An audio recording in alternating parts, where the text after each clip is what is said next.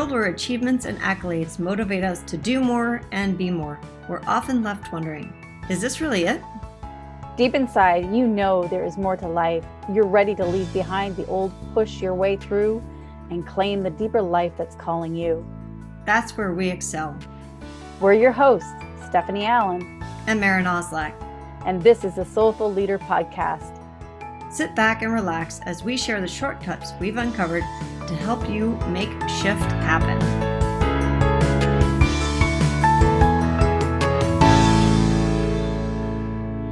Welcome back to the Soulful Leader Podcast. This is Maren and I'm here with Stephanie. Last week, we told a story about Sir Gawain and what every woman wants.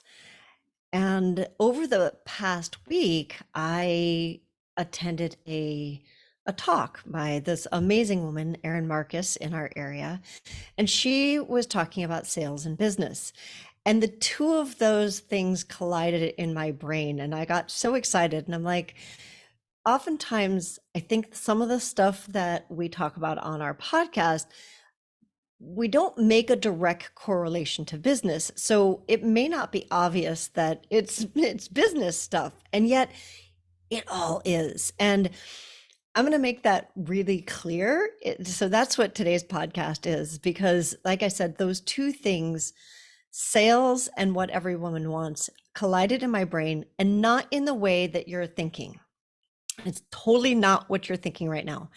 So Erin had us do this exercise where we pushed. So if you imagine yourself and your hand is in a high five position with somebody else's hand, right? So that's in high five position. You're in high five position. So your palm and somebody else's palm are touching each other. And she said, basically, identify yourselves as A or B. So one hand is A, one hand is B. And so hand B, she had us push. Hand B pushed as hard as they could. And then she said, stop. And she said, okay, everybody who has hand A, the ones that were being pushed, what was your response?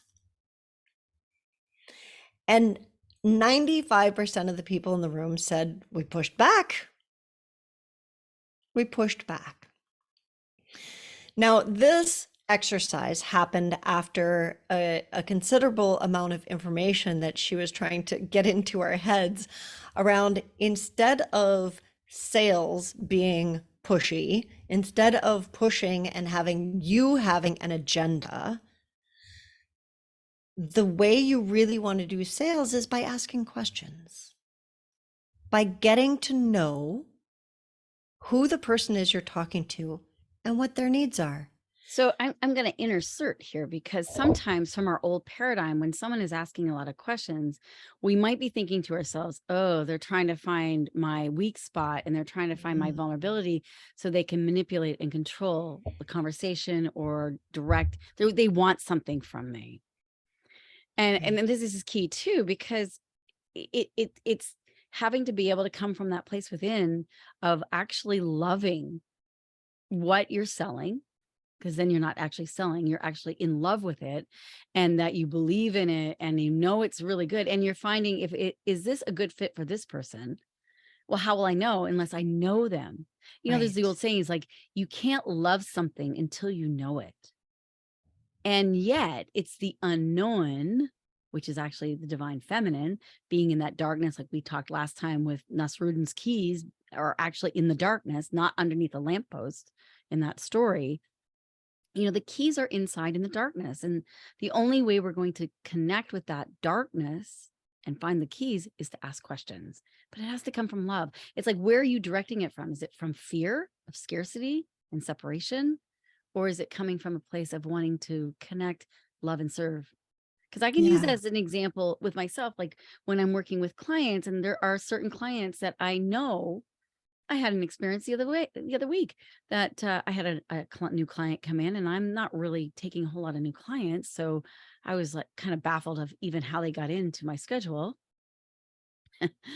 And, you know, I started to kind of ask some questions, and as soon as I started to ask the questions, this person started lighting up because they were asking me questions too. We were asking each other questions. And all of a sudden we opened up to this whole realm of relationshiping Right. that what we thought this person was like having a session for was not even close to what the session ended up being. And it surprised and delighted me. It surprised and delighted her. And it came from a caring place. Like, I really want to know this person. You Right. cannot fall in love with someone unless you actually, and it's not knowing like, oh, I know Maren inside out and that's who she is. I'm not anchoring it.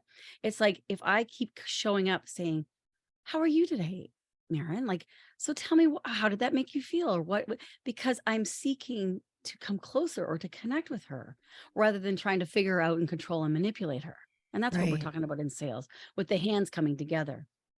I love Well, questions. and the questions, like you said, how you question is the most important thing, because if you're questioning just to get to the opening, then it's no different from that's still pushing, and there's still resistance and you will get pushed back.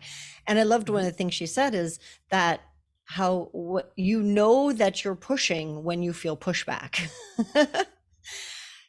That's such a key for us because That is oftentimes such a key. And in those moments of the pushback, you could ask yourself, okay, did I say to Maren, like, what were you thinking? That's a question. But it's coming from a place of like, what the hell are you thinking? Are you like crazy? right, and then you Or get a am defensive I answer. right? You're gonna get a defensive answer. Or if I'm saying, oh my gosh, if I say to myself inside, hey, I really care about Maren. I know she's going through a real rough time right now. If I really care about her and I want to find out what is hurting her so I can understand and I can give her space. So if I come from that place of love and say, "Oh, Maren, so what are you thinking about that, or what are you thinking? How does that thought make you feel?" It comes from a completely different place. She hears it differently. And even if I said it lovingly and kindly and she still pushes back, it may be an opportunity for me to go inside and ask myself, why am I asking her this? So that I can get a deeper love and connection inside myself. Yeah, anytime that there's pushback, that tells you that there isn't space. It's just like when the two hands are together, there's no space. So there's a push and a push back. Mm, And what I loved about, and just to be clear, Aaron was very, very clear that the questions come from a place of service, of how can I serve this person, including I might have the answer. That once I get to know this person, I might say, hey, I'm not the right person for you, basically not selling my wares, but I have somebody that I can refer you to because it comes from service. You because it care comes from about this service. person so much that I don't have what they are seeking or Right. and so I do know somebody, or I know somebody who knows somebody who could really help them because I care. And this is where last week's story about what every woman wants and Sir Gaiwan, it hit me of this is the new paradigm in business because he was in service to his king and to the Loathsome Hag. That's right. When And King Arthur comes back and says, this woman, the Loathsome Hag, has the answer to the quest that I am on to answer, who will marry, but the condition is that someone has to marry her. And without thinking, Sir Gawain didn't even ask what she looked like, who she was. He didn't ask anything about her. He was all about service, his divine will to serve his king. that's That our inner. he Yeah. surrendered. That's totally, he's completely, that was him honoring the feminine in himself of like, I don't, I don't have to have it all figured out. I'm totally surrendering about what the path is because I've made a commitment to a higher level of service. And I mean, that's the beauty. And if you haven't listened to the story, you need to go back and listen to last week's, Right. podcast, because it's a great story. And I'm sure there's lots of things to unpack with all of you. And so Absolutely. where can we ask ourselves, like, why am I doing this? Am I trying to get something from someone? Mm. Or am I trying to be, is my ego trying to get elevated here? Like, I want to be like, oh, I'm so special, I'm so great. Or do I really, really, truly want to unite with this other person? Do I want to come closer? You see this a lot in relationships, and this happens at work too. There's relationships that are hitting heads, butting heads together. And it's like, is one of you trying to get, you know, one up on each other? Or is there a Mm, way of saying, what if we came together? What if we are actually here for the same reason? right, And coming together. And so where is that place at? What is the quest that we're on together that we right. can come together and elevate this? And where that service piece steps in for me is when we're in a push, we're often in a deficit of our own. So if I'm doing sales, we'll keep it in the sales realm, and this could be applied to anything in business. Like when I'm leading my team and I'm pushing them, or any place, right? When I'm in that, there's a deficit, there's a need that I need filled. And so now I can't hear what the other need is, where, and it is especially in sales. If I want to connect to you and let you know, here's what I have to offer, I need to understand first who you are and what your needs are, because what I have to offer may have nothing to do with you. Mm. And going back to where like those things came together for me over the week, it really was when I was thinking about Sir Gaiwan surrendering to the Loathsome Hag. It wasn't from a place of, oh, I don't know, it's not mine. It was from a true place of reverence, of allowing somebody else Yeah, it was their coming, not coming from a say. victim place. It wasn't coming like poor me, sad tomato that we've talked about before. It was coming from a love of It service. was really allowing her space Mm. to say, here's what I need. And when we can do that for people in business, our teams, our customers, our competitors, it will literally change the face, the way that the face of the loathsome hag changed, right? She became a Oh, beautiful yeah. woman. It will literally change the face of our business and our world. And And you will that's be where surprised and delighted like it's he was. yeah.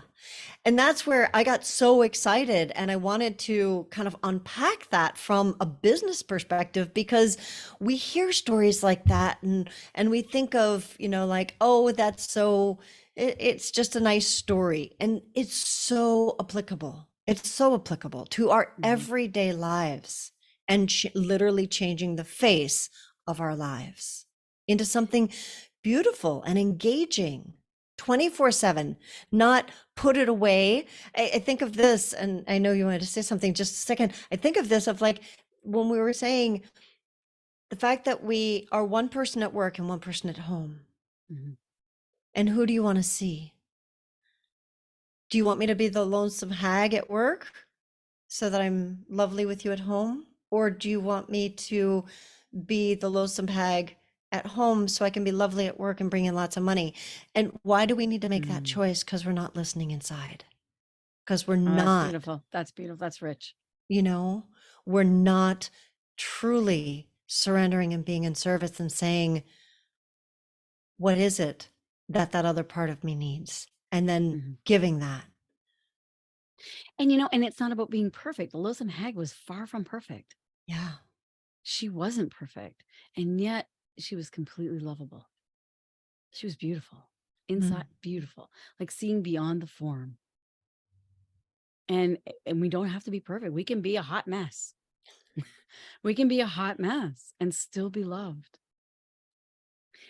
The key, though, we can still be loved. We can be loved by all kinds of people. But if we're not listening or loving inside ourselves in this hot mess, then we will push away the very face of love that's in front of us. Mm. I've seen that. I have been that. I have witnessed that within myself, with others, of where my perception is seeing the loathsome hag and not seeing the face of love. Mm. And it breaks my heart. I see it, like I said, I see it in Yeah. myself. I'm going to give you another example of this too, is like, because we try really hard. And like you said, it comes from a deficit. When we're trying really hard, it's coming from a fear place. It's coming from a deficit, and it wastes a lot of time and energy. So let me give you an example. If you're not driving and you happen to be sitting, I want you to take one hand on top of the thigh and one hand underneath the thigh. And you're going to push those hands together. Try to push those hands together to make a connection. So basically I'm sandwiching my thigh between one hand and the other. So I'm putting one underneath Correct. and one on the top, and I'm trying to squish my thigh. You're squishing your thigh as hard as you can. You're really trying to make those hands connect. And so I want you to be aware as you're pressing into this and you're feeling your arms shake. I want you to be present to two things. I want you to be present to the thigh that's between your hands, what that's like. And I also want you to be present to what the effort and energy you're putting in your arms is like. I feel it all the way through my I know. shoulders. I'm exhausted now. I'm exhausted. You need a massage. All right. So now relax it for a moment. And now close your eyes. And this is where it's not about information, it's about imagination. I want you to place your hands again on your thigh, sandwiching it. And imagine that your hands are sinking into warm, soft clay.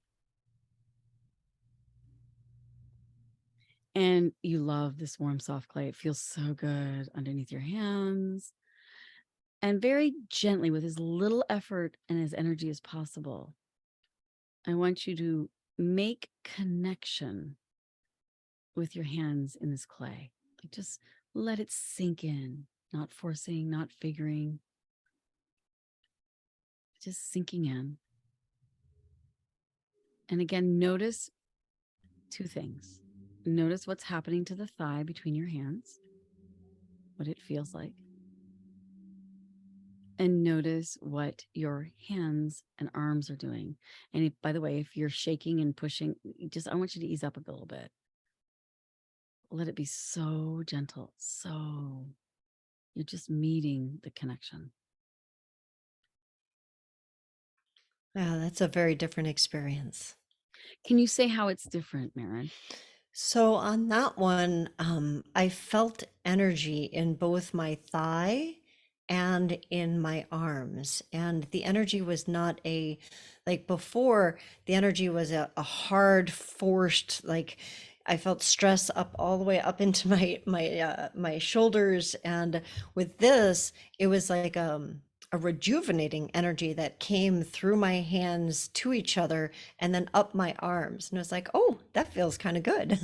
Yeah, it came through you. It came through you. It Mm. didn't have to come like from a limited place. When you did the first time, when you were making the sandwich with your leg, did your leg feel any different between the first and the second? And it may or may not have. Most times people will say, no, there's not a whole lot of difference. No, I My felt like arms felt different because one, exactly. right? Like, there was a lot of effort in the first time and you're shaking. And the second time there was no effort. You were relaxed. You stayed present. It was different. But Right. yet the leg did not change. And that's my point. It's like, I think we put a lot of energy and effort into something. We push, just like, what we were saying with the hands coming up against each other. We push and the other one pushes back. What if we just met the resistance without pushing, but just being willing to be close to the darkness, being close to the unknown, being close to the uncomfortable, and not trying to push or strive or force through anything, just witnessing it. And coming from a place of love, it will transform, it will change. And I hear the very overused saying, work smarter, not harder. Mm. And sometimes those overused sayings are accurate because literally for me, what I felt was that on the first one, I was expending energy and my muscles were getting tired. And on the second one, I felt like I was receiving energy and I was being energized from the inside out. And I thought, well, gosh, there's not much difference in like I wasn't doing something, the impact on my thigh was the same. So why was I working so hard on the first one? Right. Why was I having to worry? And even though it felt the same, yet there was a difference in the second one because the second one was connected.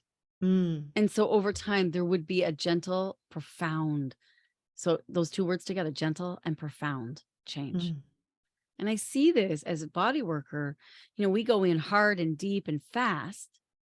You're going to create a stress response. You're going to create a fight or flight response. Well, that's what we were just talking about. When you push, Exactly. there's a pushback. There's a pushback. There's a stress response. I'm not good enough. What does this person want from me? They're trying to control me. They're trying to Mm, manipulate me. I'm not giving them anything, or, oh my gosh, the person I'm selling to, they're not going to like me. They're going to think that I don't know what I'm doing. They're going to reject me. I have to overgive, overcare, overtake. Oh my gosh, what a waste. And one of the points that Aaron made, and it's so true, is that sales is never about us, and yet we make it about us. And that's the energy waste that you were just talking about. What a waste, because we tell ourselves stories about ourselves based on whether somebody wants our product or not. And it has nothing to do with us.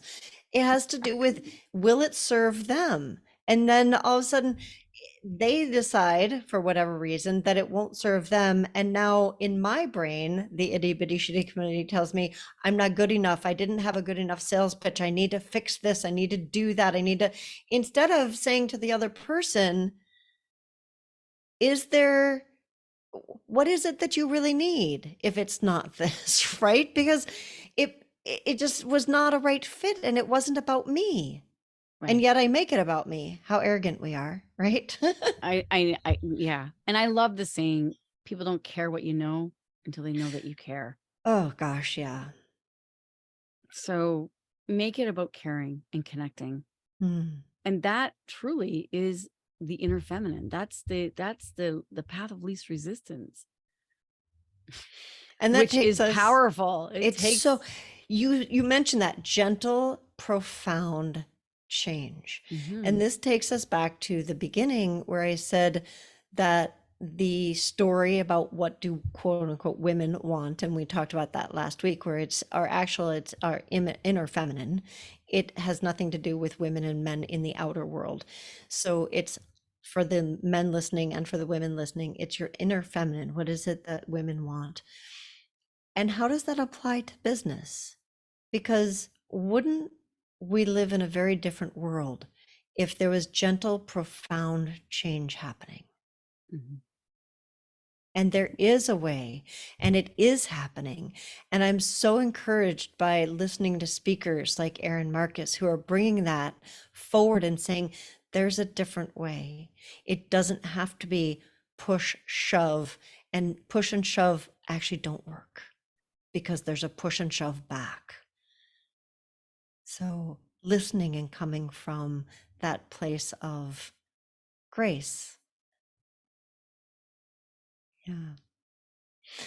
Well, excellent. Thank you all for exploring how Sir Gaiwan meets the world of business with me today. And you got a little peek into how my brain puts things together throughout the week as we do these podcasts and I experience my week. So I would love to hear your feedback. Remember, we're on YouTube, Facebook, and LinkedIn under Soulful Leaders. And we'll see you all next week on the Soulful Leader podcast.